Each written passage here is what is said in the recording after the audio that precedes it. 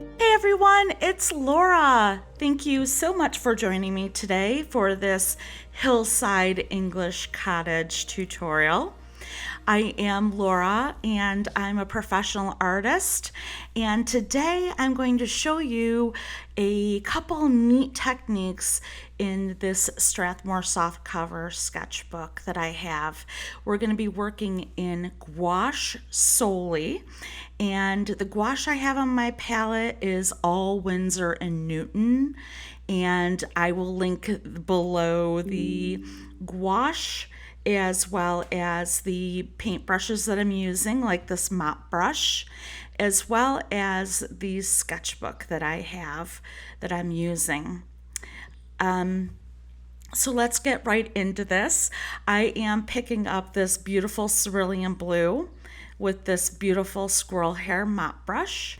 I'm just giving it a little bit of color, a little bit of tint of blue for right now. You may notice if you use gouache a lot, as I lay it down, it's pretty thin with lots of water, almost like a watercolor. And you're right, it is. A lot of my washes, if you will, when I start off are very thin. And lots of times I will use my gouache like watercolor. Why don't I use watercolor? Well, because I do. I use watercolor, but for gouache, I can get extremely transparent and I can also get extremely opaque. And the beauty of using gouache with painting vintage items or retro or vintage inspired items is the gouache will be flat, it will look flat, and it won't have a sheen to it. And that's what I love about gouache. It's a very versatile water-based medium that I feel is very beginner friendly, and for experienced artists, you can really be playful and super creative as well and create some super dynamic pieces. All right, so right now I'm adding in some spectrum red, and I had also added in some marigold yellow and some burnt oranges. So right now I'm concentrating on layering this bottom area with a lot of pigment. And when I mean a lot, I mean a lot of pigment.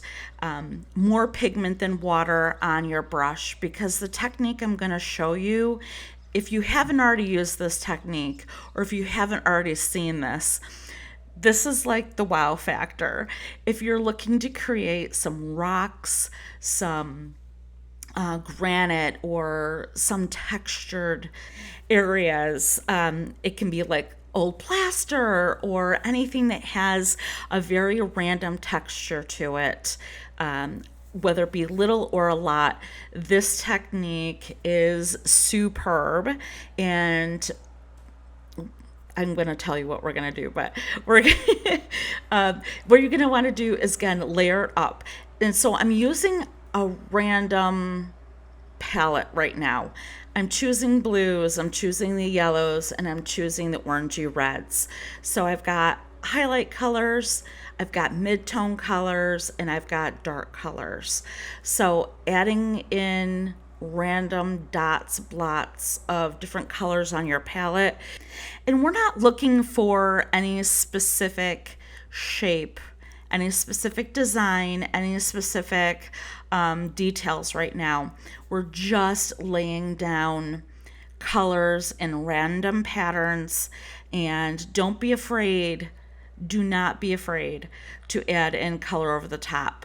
Don't be afraid of putting purples on top of burnt oranges, on top of yellow, on top of blue. That will meld together and it will do its thing. So this is just a playful part of this whole technique. Now, because my drawing table is on an angle, it's about a 15-degree angle, you can see that a lot of the water has kind of rolled down a little bit. So I'm just blotting with my mop brush, a thirsty brush.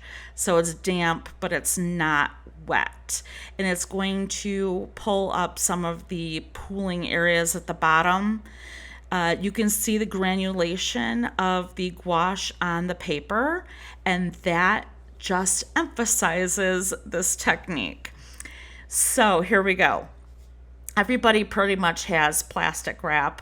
If you don't, it's pretty cheap. You can get it at the dollar store, any grocery store. I just ripped off a random piece. It does not have to be any specific size. I'm showing you again. And I'm taking this and I'm scrunching it, and I'm just gathering it and bunching this saran wrap on the paper. So I'm scrunching it and it's sticking to the paper. Okay, so scrunch it and leave it. Okay, so I have one piece down right now. So I'm grabbing another piece and I'm going to lay that down next to the piece I already have. So I just found this, the one I'm using is from Costco. It's the Kirkland brand. And so all the areas that you want to have texture, you are going to do this technique by adding the saran wrap, grabbing it, bunching it. The more you squeeze and scrunch it, the tinier your marks are going to be. And once this comes off, it will reveal what I'm talking about. Again, if you've seen this technique before, you know what the result is going to be. If you've used it before, same thing. And it's phenomenal for creating texture for buildings, rocks, like I said, and pathways. It's great. So I've got this on the building, scrunching it, and I've got some bigger areas on the building, scrunching it. And again, the more you scrunch it, the tinier your lines are going to be. And I just covering up all these areas that I saturated. Now I'm working kind of quickly because I don't want my paint to dry. So once you lay this down, your paint, you're going to want to do this saran wrap right away. So I'm leaving this to dry for 3 to 4 hours. That's important, 3 to 4 hours. That's for just any temperate climate, and then we will pull it off. So if it's humid that day, it might take a little bit longer. If it's dry in your house in the wintertime, it might take a little bit less. But make sure it's completely dry. And here is the reveal. You can see that the saran wrap had really pulled in the pigment and moved the pigment for me underneath the saran wrap. So you can see that these lines, these cracks, crevices, all these random shapes like this right here on the building have been created for me. So right now it has a little bit of a texture to it, but not so bad. Okay, so you can see a lot of the granulation from the gouache, and that's perfect. Hey, if you're getting some value out of this video, if you can hit the subscribe button, and then you can see more tips and techniques from me. So here is the saran wrap that I used. Again, it's the Kirkland brand, just from Costco, but you can use any saran wrap and that will work just fine. So for this video, because my camera doesn't get my full palette in, I just really wanted to show you this close-up technique. So this part is more important for this particular video. So right now I'm mixing colors that are already on my palette, and I'm adding in some warmer red tones. And what I'm doing is I'm creating a light wash over the top of this texture. And what this does is it unifies all the colors that are underneath on the first layer that I did with the saran wrap. And as you can see right now, you can see the texture that was created underneath this wash. Now I'm taking this round brush and I'm swathing across, but I'm trying not to scrub, because if I scrubbed with this brush, it will lift up that texture that I created from that saran wrap technique. And I want to make sure that we preserve that texture. So putting a light wash over the top on the facade of this cottage will help unify those colors and preserve that texture. So feel free to use whatever brush you feel comfortable with in your hand. It will certainly work. I would choose a larger brush for this part because it will give you some smoother tones over the top. All right, so I'm speeding this up just a little bit.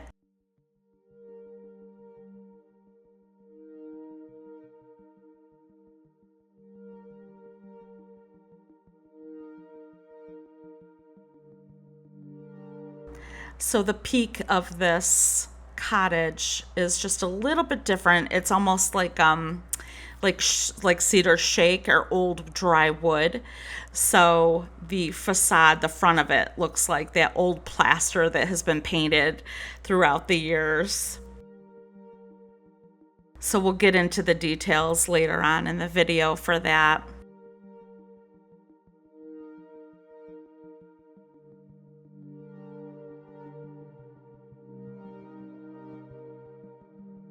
So I typically wait for the details towards the end of my painting, but as I was working on this, I was so excited to work on the stone that I kind of put aside this part and started working on the stones because I was so excited about the reveal of the stonework. All right, so I have a small round brush and I have clean water on my brush right now. What I'm doing is I am applying the water with this old brush because you're going to scrub with this brush. So if you have a really good brush that has some really nice bristles that come to a great springy point, I wouldn't use that one. Use one that is older, that maybe the bristles are a little bit stiffer. Don't use a hog hair because you'll be pushing the pigment into the paper. But use a soft brush, but one that you don't mind if it gets a little tattered. So that's what I'm using with this Kolinsky. So clean water on my brush. And what I'm doing is I'm brushing with a little bit of pressure onto some of these shapes, the random shapes, and creating what is almost like a highlight on these cobblestones. And what that does is it pushes the pigment to create a shadow or an edge, and whatever pigment it doesn't push, it'll lift up with your brush. And wiping it on your paper towel, so I have the paper towel in my left hand, and I'm constantly blotting and wiping. So you can see some of those have highlights on them. And I want to preserve that because there's some sun peeking through, and having some highlights on those stones is pretty important to make it look realistic. All right, so we'll go back to the stones in a little bit. I just wanted to show you that. And I am going to start applying some details into this old woodwork and the windows. So I'll let you watch this, and I will jump back in when I have something to share, an important tip or technique that I think you'll find useful. Pop back in a little bit.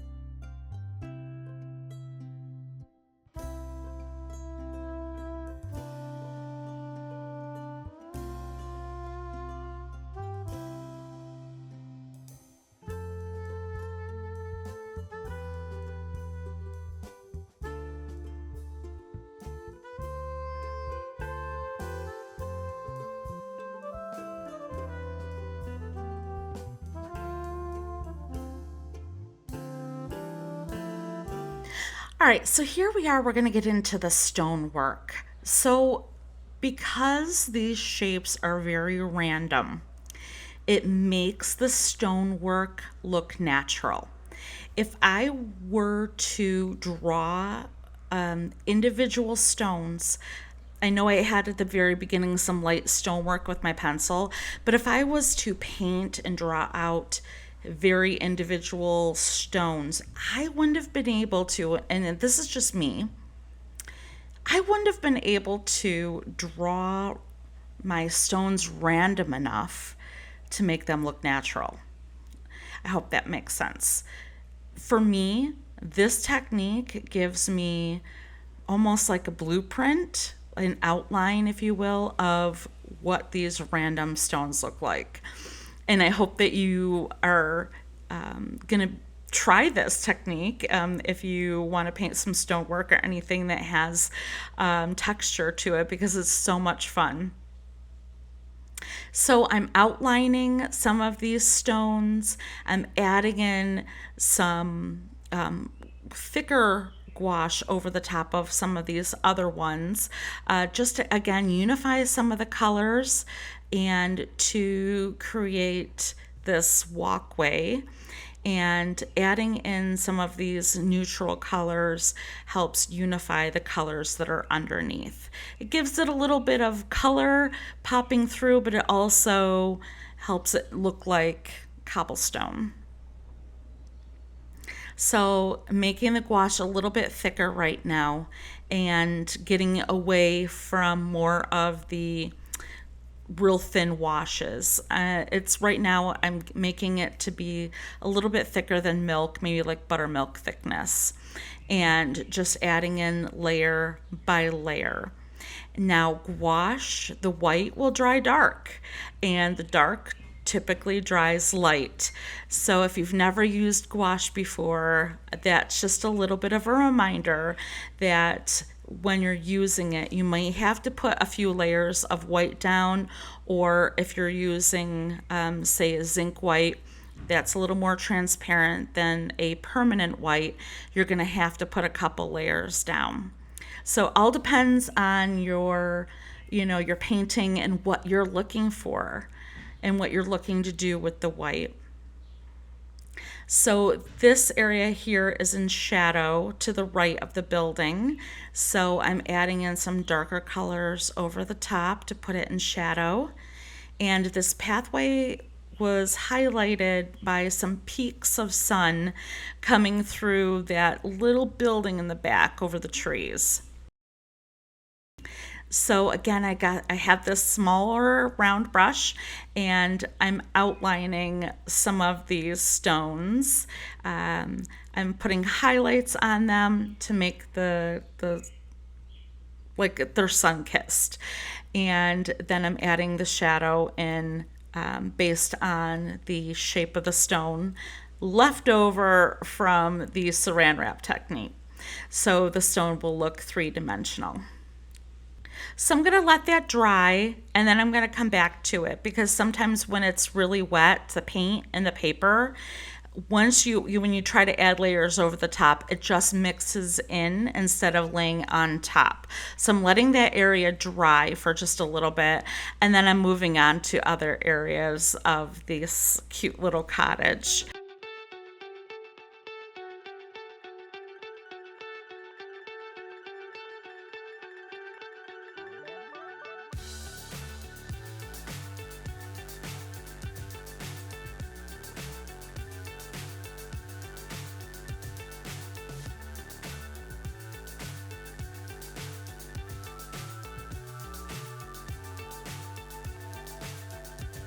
So I'm going to pan over to my palette and show you how I'm mixing some of this wood or old slate colors for the roof.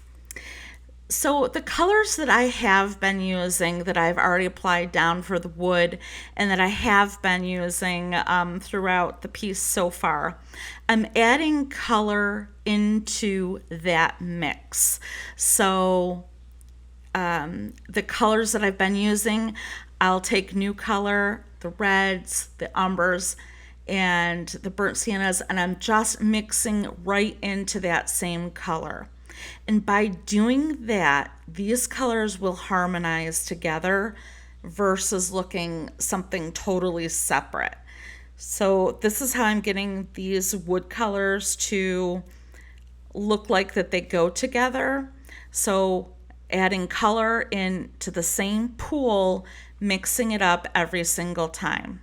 So that's how I'm getting this technique with the roof. So all these colors kind of work together and work well together and harmonize together versus completely separate colors that wouldn't look like it went together. So it all looks like it was all aged at the same time.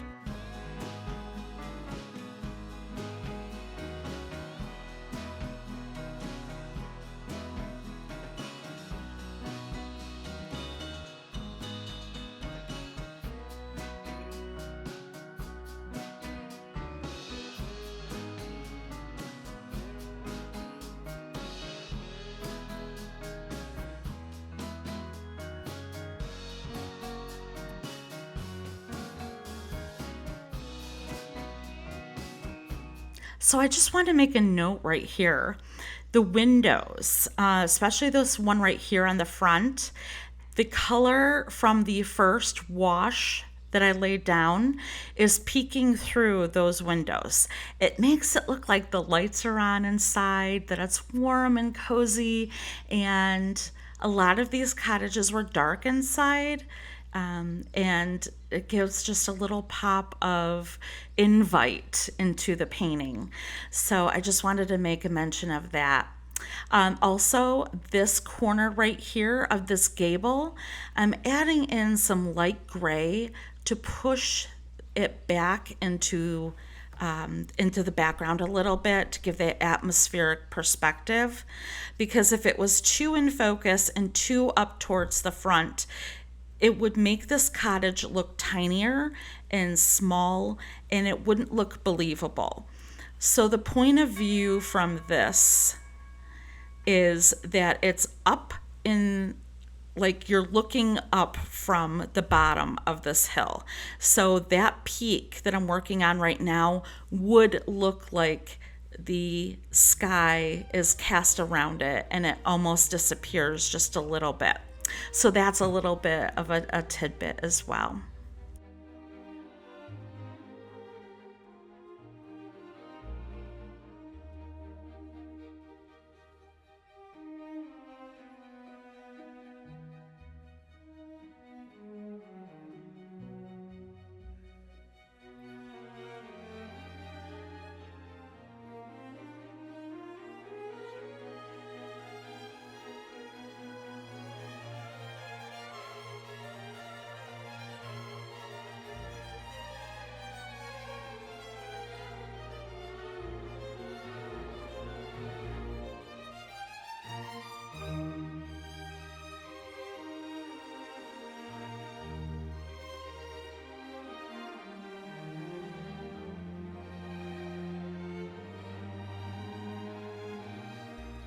So the side of this wall was very crumbly in the photograph and very, what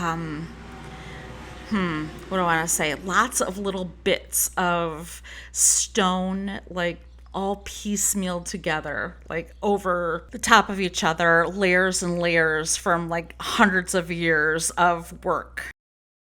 So I was using the texture from the saran wrap from the first layer, but I was adding to it with some other sharper brush strokes over the top just to give it another added layer of texture. And it really creates that dimension of areas that were original against areas that were repaired maybe throughout the years. So it looks like new stone added in to the old original plastered finish or limestone or mortar, whatever they used. So we've got that juxtaposition of new and old, and it makes it look more believable than if you just did one solid technique for this.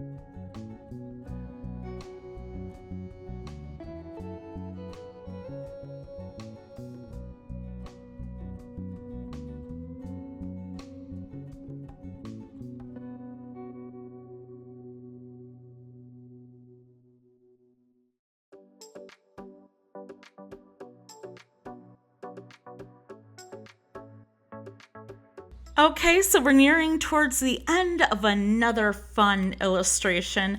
If this technique was new for you, I really hope that you give it a try. It's so much fun and it's so versatile.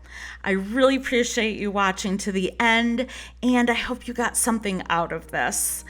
If you really like this video and want to see others, please hit the subscribe button. That helps me and my channel out so much. Give it a like. Here's the final reveal. Thank you so much, and we'll catch you next time. God bless.